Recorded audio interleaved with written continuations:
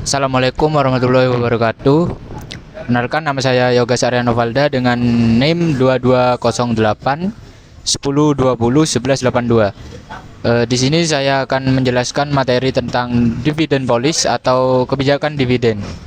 Jadi materi yang pertama yaitu pengertian dividen. Dividen sendiri merupakan laba bersih perusahaan yang sebagian dibagikan kepada pemegang saham berdasarkan dengan proporsi kepemilikan saham yang dimiliki. Besaran nilai dan waktu pembayaran dividen berdasarkan pada rapat umum pemegang saham atau RUPS. Materi selanjutnya yaitu jenis dan tahapan dividen. Yang pertama ada jenis dividen. Terdapat beberapa jenis dividen, yaitu yang pertama dividen cash atau cash dividen. Cash dividen sendiri merupakan dividen yang dibagikan dalam bentuk kas. Hal yang perlu diperhatikan oleh manajemen sebelum membuat pengumuman adanya pembagian dividen tunai adalah jumlah uang kas yang ada harus mencukupi untuk pembagian dividen tersebut. Yang kedua, dividen aktiva selain kas atau property dividen. Merupakan dividen yang dibagikan dalam bentuk aktiva selain kas. Aktiva yang dibagikan dapat berbentuk surat-surat berharga perusahaan yang dimiliki oleh perusahaan itu sendiri, barang dagangan atau real estate, atau investasi bentuk lain yang dirancang oleh dewan direksi. Yang ketiga, dividen dengan uang wesel atau scrip dividen.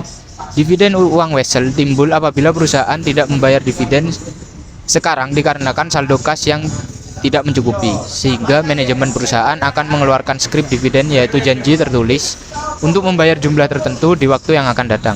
Scrip dividen ini mungkin berbunga, juga bisa tidak. Yang terakhir yaitu dividen likuidasi atau liquidating dividend. Dividen likuidasi yaitu merupakan dividen yang sebagian merupakan pengembalian dari investasi atau modal pemegang saham. Materi selanjutnya yaitu tahapan dividen. Ada beberapa tahapan dividen. Yang pertama yaitu declaration date. Ini tanggal pengumuman ketika direksi perusahaan atau emitmen mengumumkan pembagian dividen. Para pemegang saham akan mendapat penjelasan bentukan dan besaran dari dividen itu. Emiten juga akan memberikan jadwal pembayaran dividen yang akan dilaksanakan. Yang kedua, record date. Record date adalah tanggal pencatatan para pemegang saham oleh perusahaan atau emitmen ketika melakukan registrasi.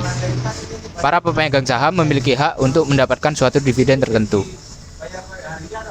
Yang selanjutnya itu ex-dividend date. Ex-dividend date adalah tanggal pada saat hak atas dividen dilepaskan dari sahamnya.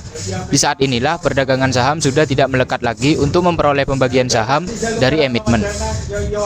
Yang selanjutnya itu date of payment. Tahap terakhir adalah date of payment, yang mengharuskan emitmen membayarkan dan membagikan laba saham yang telah ditentukan bentuk dan besarannya kepada para investor yang membeli sahamnya. Mereka yang akan menerima adalah pemegang saham yang namanya sudah terdaftar dapat mengambil hak keuntungan mereka. Materi yang selanjutnya yaitu kebijakan dividen.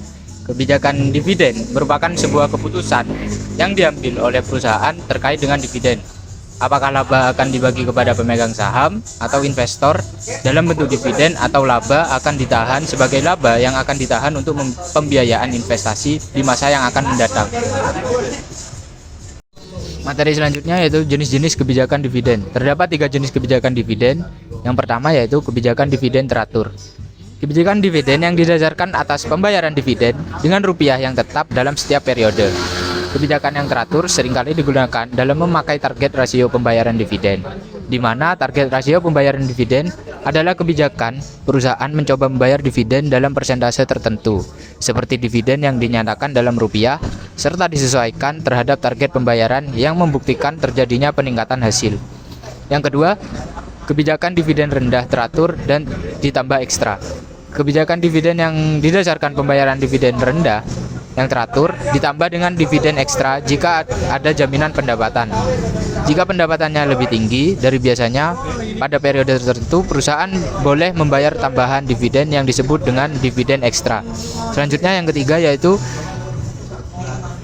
kebijakan rasio pembayaran konstan. Kebijakan ini didasarkan dengan persentase tertentu dari pendapatan, di mana rasio pembayaran dividen adalah persentase dari setiap rupiah yang dihasilkan dibagikan kepada pemilik dalam bentuk tunai. Dihitung dengan membagi dividen kas per saham dengan laba per saham. Masalah dengan kebijakan ini adalah jika pendapatan perusahaan turun atau rugi pada suatu periode tertentu. maka dividen menjadi rendah atau tidak ada.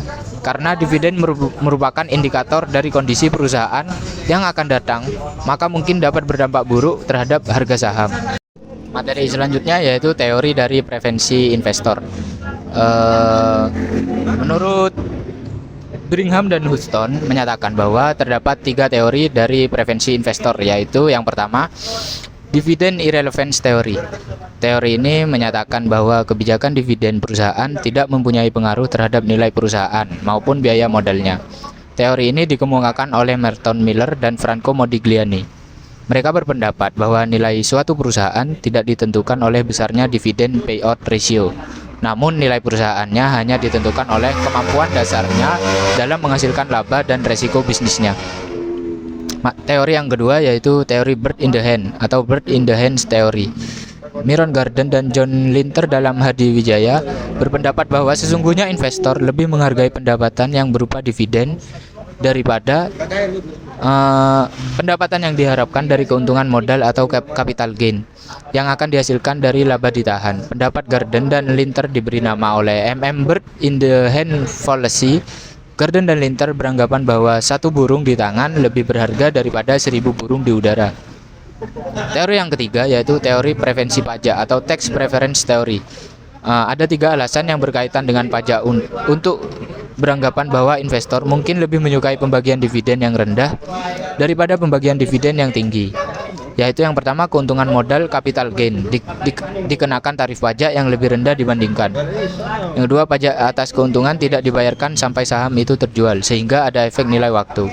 Yang ketiga, terhindar dari pajak keuntungan modal apabila saham yang dimiliki seseorang sampai ia meninggal. Sama sekali tidak ada keuntungan modal yang terutang.